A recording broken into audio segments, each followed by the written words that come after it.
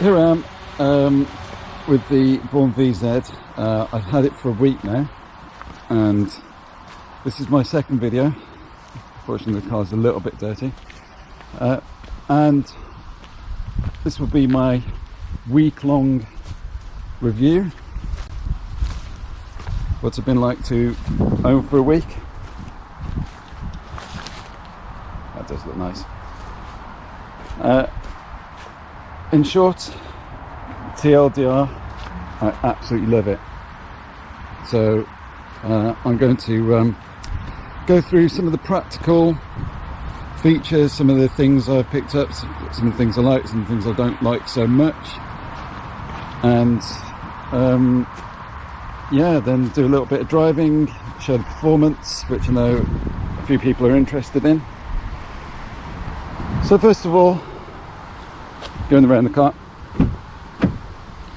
you open the door and the electric seats have like a comfort entry system. So when you get in as you put your foot on the brake.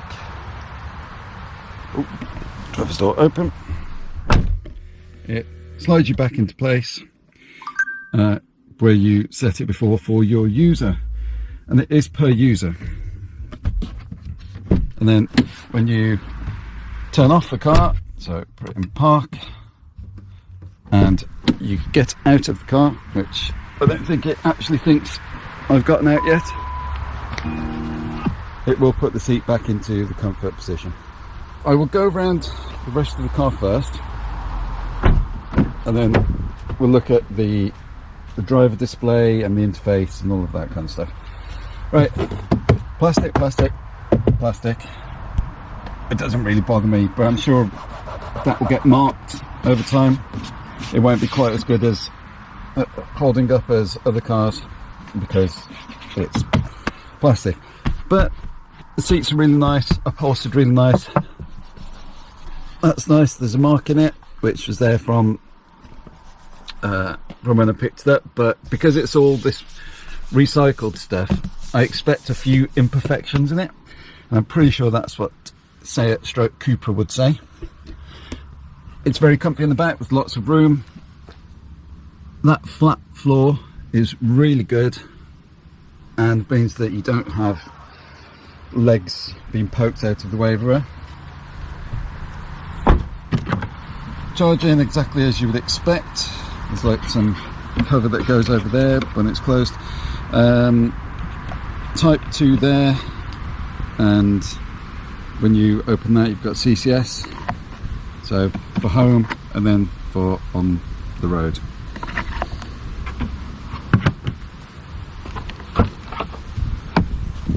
The boot is big and not big.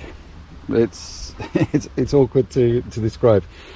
I really think that this charging cable, they could have found some room down here in the chassis to put a charging cable if they would have thought about it, and that would have been a really nice thing, that you didn't have a bag or a cable in the boot.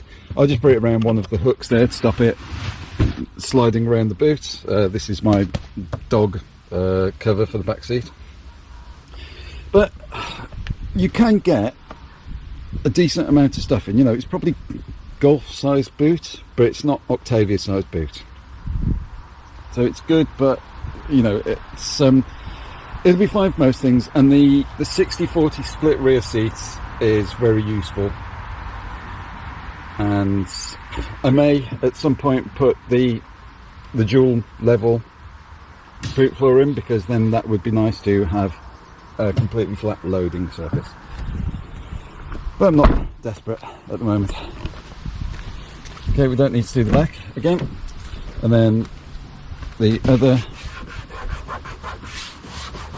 side for the passenger, exactly what you'd expect. The glove box isn't huge because half of it's taken up by the fuse box, which I think the left-hand drive models don't have that thing, but you know, it's not really that much of an issue because I don't use the glove box very much anyway. And you've got these huge bins to put stuff in, and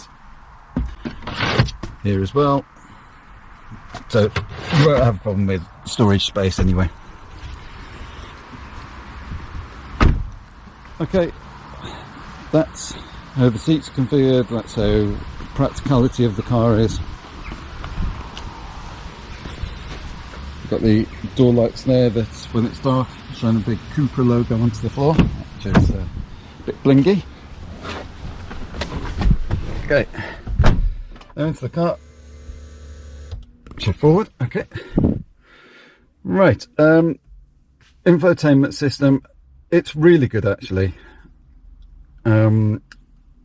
I've gotten used to it now and I've got absolutely no complaints. I won't go through it all because it would take all day, but I know exactly where I'm going now. I've got my shortcuts set up here, one for the vehicle, which tells me the driving data, which, you know, 3.9 miles per kilowatt hour is great, I think. I don't know.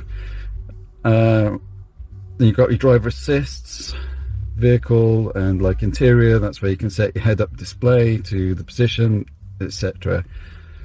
Battery here, where if you're about to need a top-up you can optimize it and you can schedule it as well, but you personally, I leave all of that to Octopus. Right, yeah, this is another thing. Network, it's a little bit confusing using hotspot. Yes, you do want to use it as a hotspot because then that does other things for you. And then mobile devices, then you can connect all your things through Android Auto. There says you which shows you which is set up, which is in use at the moment for each particular thing. Yeah, it's really good, it's fast, it's responsive. Apparently the older versions in the older Borns aren't quite as responsive. Yeah, I mean, it's as responsive as you would expect it to be. Right, yeah, climate control on or off, air conditioning on or off, various things on here. I haven't really used this iClimate thing, I haven't used the air care, don't know where it does. Turn it off. Yeah, fine. And then Android Auto there, which I use all the time anyway.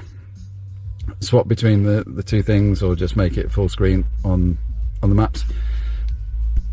It's a really nice big screen and it looks great.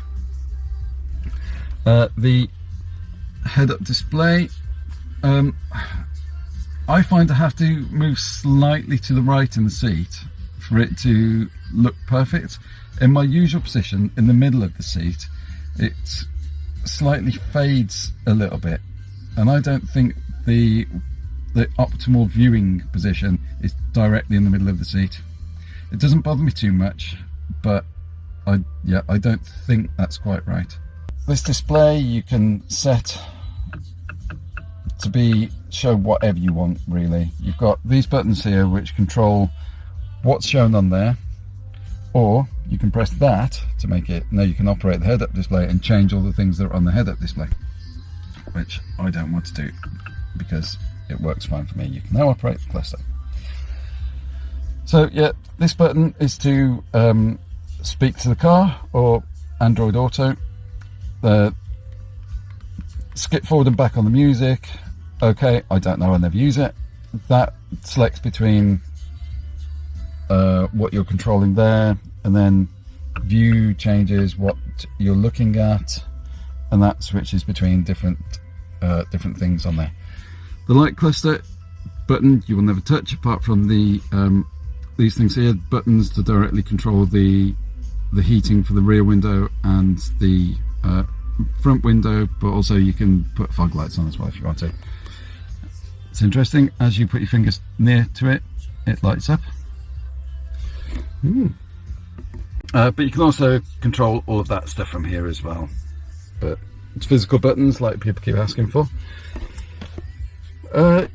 These buttons up here, some very nice lights. I don't know, I don't know, and that's turning the lights on. So and then we've got a big SOS button there, which is apparently puts you straight through to Cupra Help or Cupra Connect or whatever it is. You've got your vanity mirrors with the light that comes on and off. Yep, onto this, you turn it like that to adjust your left mirror, turn it that to adjust the right mirror, all the way around to pull in the mirrors, and there to heat up the mirrors. Lock all the doors, unlock all the doors, lock the back windows, I guess, or possibly the left window as well. Switch between rear and front, and then buttons to operate the windows. Okay, and almost there with the buttons inside. So on this side we have the cruise control, so set and resume, and then cancel, and that one is, I can't remember what that one does.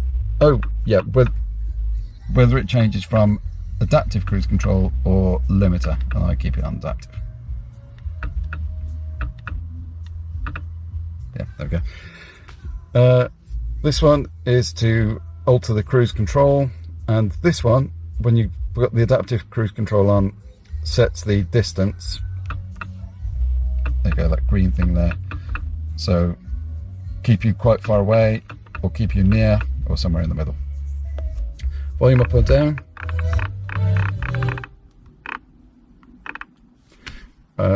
I'm getting used to how responsive these buttons are now. You pretty much don't have to press them at all. It's almost like a, as soon as it operates, as soon as your finger is there. So you still need to give it some pressure, but it's not like you don't have to press it. You just have to rest your finger on it and give it a light touch. You get used to it anyway. Right, there's something that I'm a little bit confused about. Lots of people say they keep operating these buttons while they're driving. I don't understand how, because your hand is like that when you're driving. Your hand isn't like that when you're driving. It's like that, or it's like that, or it's like that, or it's like that. It's not like that. I don't understand. I have done it once myself when I was doing one of those, you know, quick turns with one hand, you know, the old lorry driver turns. That was expected because I was like that, but other than that, I don't really understand how you can accidentally touch them.